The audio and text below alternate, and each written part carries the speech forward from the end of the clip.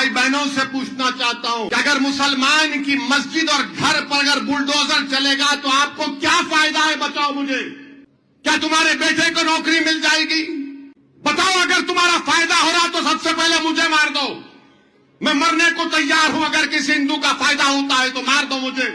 ना मैं किसी मस्जिद पर बुलडोजर देख सकता हूं, ना किसी मंदिर पर बुलडोजर देख सकता हूं, ना किसी मुसलमान के घर पर बुलडोजर देख सकता हूं, ना किसी हिंदू के घर पर बुलडोजर देख सकता हूं। भूज और कच्छ की हमारी हिंदू मां और बहनों से पूछना चाहता हूं कि अगर मुसलमान की मस्जिद और घर पर अगर बुलडोजर चलेगा तो आपको क्या फायदा है? बताओ मुझे। क्या तुम्हारे बेटे को नौकरी मिल जाएगी? क्या तुम्हारी तनख्वाह में तुम्हारे इजाफा हो जाएगा? बताओ। अगर तुम्हारा फायदा हो रहा तो सबसे पहले मुझे मार दो। मैं मरने को तैयार हूं। अगर किसी हिंदू का फायदा होता है तो मार दो मुझे। आप खुद सोचो, ये हमारे हिंदू भाई बहनों की तौहीन है कि गुजरात का एक डिप्टी चीफ मिनिस्टर कह रहा है कि हम मामा के बुलडोजर से मस्जिद और दरगाह पर बुलडोजर चला दिए। अरे बच्चों को स्कूल नहीं है, बेटियों के जिस्मों में खून कम है और आप मजा ले रहे हो उन चीजों का। एक बात सुन लो डिप्टी चीफ मिनिस्टर साहब, बाबा का बुलडोजर नहीं चलेगा इंशाअल्लाह ताला। बुलडोजर चलेगा? किसका बुलडोजर चलेगा? दादा का बुलडोजर चलेगा।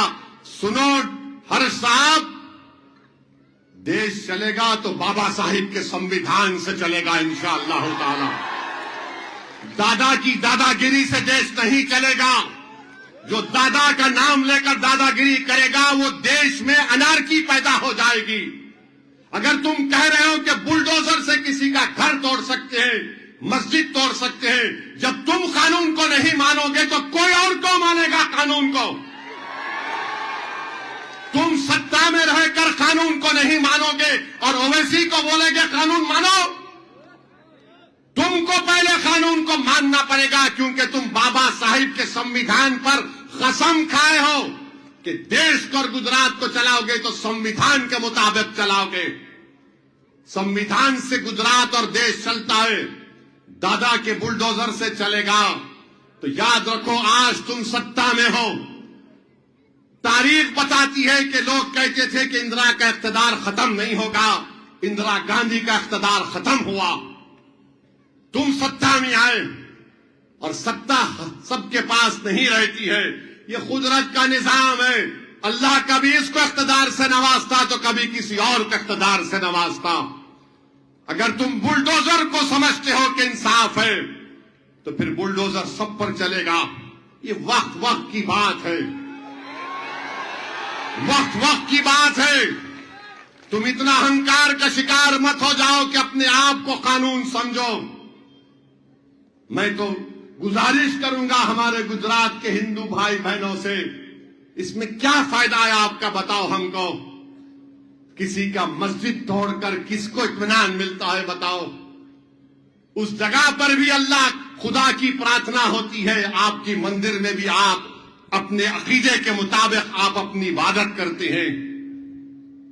किसी की दरगाह को तोड़कर क्या फायदा होगा?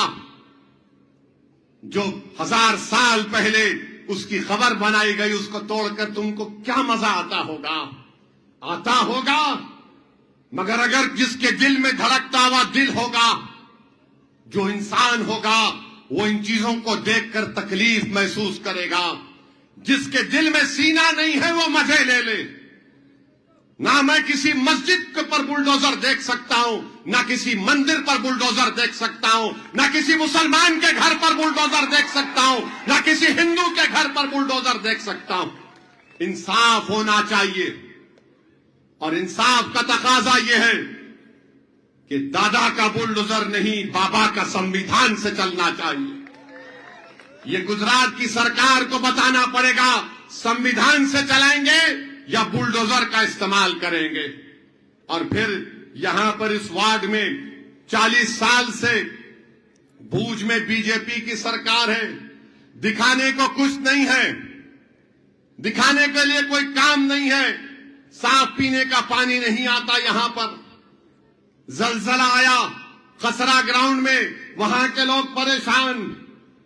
कुछ दिखाने का काम नहीं है, बस मुसलमान को दिखाओ, ओ ये देखो ये देखो ये आ रहा है। अरे भाई कब तक डराओगे? डिस्टर्ब एरियाज एक्ट कानून बना दिए, कांग्रेस बनाई थी 1986 में, और 25 साल से वार्ड नंबर 1 से कांग्रेस का कैंडिडेट कामयाब हुआ। अरे भाई साहब आपने क्या काम किया? नहीं, मैंने मुसलमानों को डरा के वोट हासिल किया। अब ओवैसी आकर कह रहा है कि वार्ड नंबर 1 में डर की बुनियाद पर नहीं, उम्मीद की बुनियाद पर इंशाअल्लाह पतन पर बटन दबेगा और मजलिस का उम्मीदवार कामयाब होगा। तो मेरे अजीज दोस्तों और बुजुर्गों, ये आपके डिप्टी सीएम साहब से भी कहना चाह रहा हूं कि ट्रंप ने भारत को अंग्रेजी में रीट्वीट करके कहा कि भारत बुरा स्थान है, नारक चिड़र है, यानी हेल होल है। इस पे बोलो ना यार, तुम ट्रंप से क्यों डरते? बोलो ट्रंप पे। ट्रंप तो किसी का पप्पा तो नहीं है, गोरी चमड़ी का पागल है, जालिम है। हम बोल रहे हैं नहीं, ट्रंप को नहीं बोल सकते, ओवैसी को बोल सकते हैं। मैं तो भारत का हूं, ट्रंप तो अमेरिकी है, नहीं अमेरिका नहीं बोल सकते। अरे ट्रंप बोल दिया कि मैं जंग रुका दिया, ये बोलते ही नहीं है कुछ। यहां पर आकर बोलना था, ए पाकिस्तान सुन ले, दोबारा हरकत करेगा तो 9 रनवे नहीं पूरे एयरपोर्ट को खात्मा कर देंगे ब्रह्मोस से। मगर नहीं बोलेंगे, नहीं ट्रंप नाराज हो जाएगा। अरे ट्रंप से डरने वालों, तुम हमको बुलडोजर से डराते। हम मर जाएंगे मगर सर नहीं झुकाएंगे किसी जालिम के आगे इंशाअल्लाह ताला। जमहूरियत के दायरे में रहकर हमको अपनी लड़ाई लड़ना है। तो मेरी आप तमाम से गुजारिश है, 26 तारीख को पतंग पर बटन दबेगा इंशाअल्लाह। वोट देंगे आप लोग? हाथ उठाकर बताइए, कहीं भूल तो नहीं जाएंगे ना? कल सुबह में हजरत शैतान के लोग आएंगे, भड़काऊ भाषण देकर गया था वो, तो आप उसको बोलना, ये चल, अब दिमाग की बात नहीं सुनेंगे, दिल की बात करेंगे। दिल से वोट डालेंगे मजलिस को, क्योंकि दिमाग से पूछेंगे तो दिमाग आपको बोलेगा 1 + 1 2 + 2 5 + 5, उसी में उलझा देगा आपको।